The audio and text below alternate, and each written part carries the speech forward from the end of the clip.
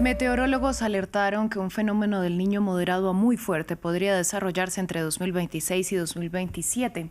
Se trata de un acontecimiento meteorológico que puede alterar el sistema climático mundial a partir de lo que ocurre en el Océano Pacífico, porque los vientos cambian de dirección y hacen que la temperatura suba en el océano. Para analizar el panorama y sus posibles efectos, conectamos con Matilde Mónica Rusticucci, meteoróloga, profesora emérita de la Universidad de Buenos Aires. Yo le doy la bienvenida a France 24. En principio le pregunto, los meteorólogos hablan de un fenómeno del Niño que podría ser de los más potentes en décadas. ¿Cómo se estudia la formación de un evento como este? ¿En qué se basan los expertos? Bueno, nosotros podemos estudiar el fenómeno del Niño con anticipación y pronosticarlo, porque es un fenómeno principalmente que ocurre en el océano. El océano tiene un ritmo más lento que la atmósfera. Los estudios previos nos permiten ver la evolución de la temperatura del océano con los modelos climáticos globales y por lo tanto se puede hacer un pronóstico del Niño, ¿no? Se puede prever que esas temperaturas van a aumentar hacia mediados y finales de este año, fuertemente en la zona del Niño. Por lo tanto, como estamos viendo en la imagen, se puede prever que las temperaturas subirán a valores bastante elevados, como hace décadas que no tenemos exactamente.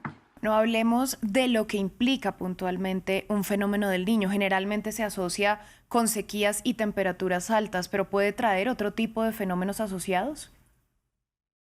Sí, porque lo que ocurre es que al alterarse esas temperaturas del océano, en el océano Pacífico, las temperaturas cambian toda la distribución de las tormentas, la distribución de las lluvias, la distribución de los vientos, lo que nosotros llamamos la circulación del aire se altera, se pueden producir más o menos tifones o ciclones tropicales en algunas regiones, se altera completamente. Por ejemplo, para Sudamérica y para Norteamérica lo que se producen son más lluvias en general, sobre todo en el sudeste de Sudamérica y fuertemente en nuestra primavera cercana al verano, o sea, septiembre, octubre hasta diciembre, por ejemplo, para nuestra región. Pero en otras regiones, si hay exceso de lluvia en un lado, hay déficit en otros.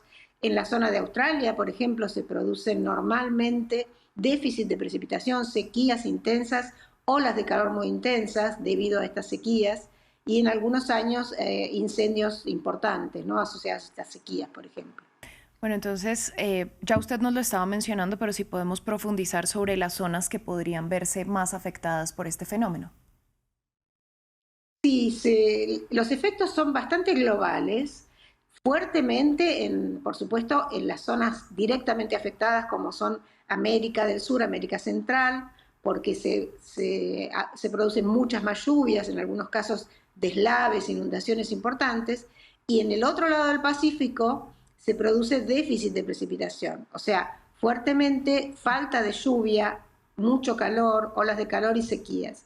Pero también afecta al norte de Europa, también afecta en Asia, se producen en general sequías o veranos muy cálidos en el norte de Europa, por ejemplo, porque se altera todo lo que se mantiene en un estado medio o un estado neutro, como podríamos decir, cuando hay un niño, un fenómeno del niño fuerte como el que se prevé, se altera fuertemente la circulación y se producen esos impactos importantes en el clima.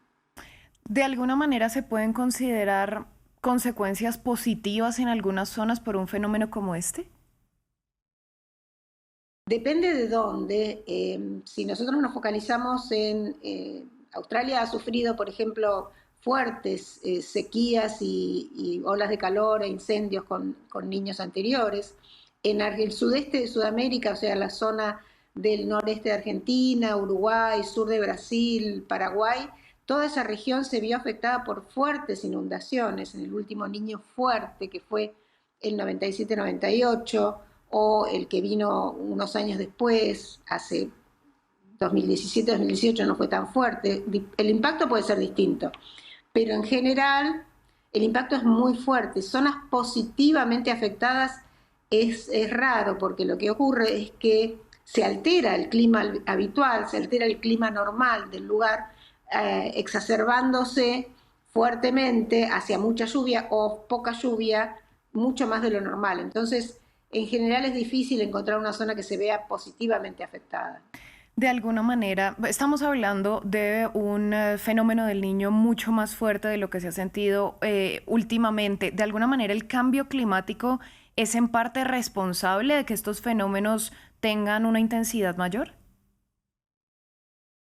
Hay bastante acuerdo con que el cambio climático tiene una parte de responsabilidad, aunque es un fenómeno natural, ¿no? La Mm, ocurrencia de un niño o no niño, o la niña, que es el fenómeno opuesto al mm. niño, es un fenómeno natural que ocurre naturalmente y ha ocurrido siempre en nuestro planeta. Lo que sucede es que con el cambio climático tenemos temperaturas más altas en todos lados, en la atmósfera, en el océano principalmente.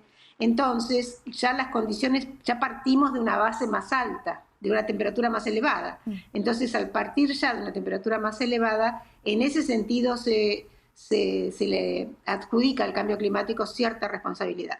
Y hacia el futuro, en general, todos los modelos que prevén lo que puede suceder a futuro debido al cambio climático muestran zonas con excesos de precipitación fuertemente relacionados al fenómeno del niño.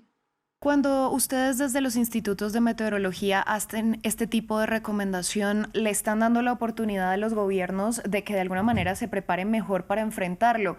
¿Qué deberían hacer los estados ante un fenómeno climático como este?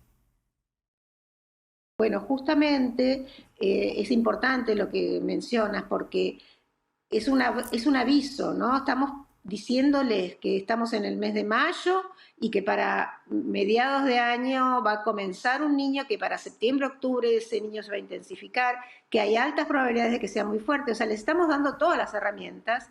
¿Por qué? Porque ya estudiamos en el pasado qué pasó con los fenómenos del niño anteriores y cómo afecta a cada localidad. Por lo tanto, los gobiernos deberían prestar atención a los institutos de meteorología, a las universidades que estudian el tema, eh, para prevenir. Prevenir quiere decir en las zonas donde va a faltar el agua, porque la sequía puede ser un problema, ver cómo proveerse de agua, cómo preparar el caso de cómo cultivar, qué tipo de cultivos se pueden utilizar en caso de exceso de precipitación. En caso de cría de ganado, por ejemplo, se ha visto que el ganado ha tenido que mudarse a otros campos que no estén inundados y, por supuesto, el efecto final, que es el más importante, que es el impacto de la salud de la población, estar atentos a atender casos de personas que vivan en las veras de los ríos que pueden verse inundadas o personas que se vean afectadas seriamente su salud por el exceso de olas de calor. Sabemos que las olas de calor producen alta mortalidad, sabemos que los excesos de incendios producen morbilidad, problemas respiratorios. Preparar los sistemas de salud para estos nuevos eventos que pueden suceder fuertemente hacia el fin del año, ¿no?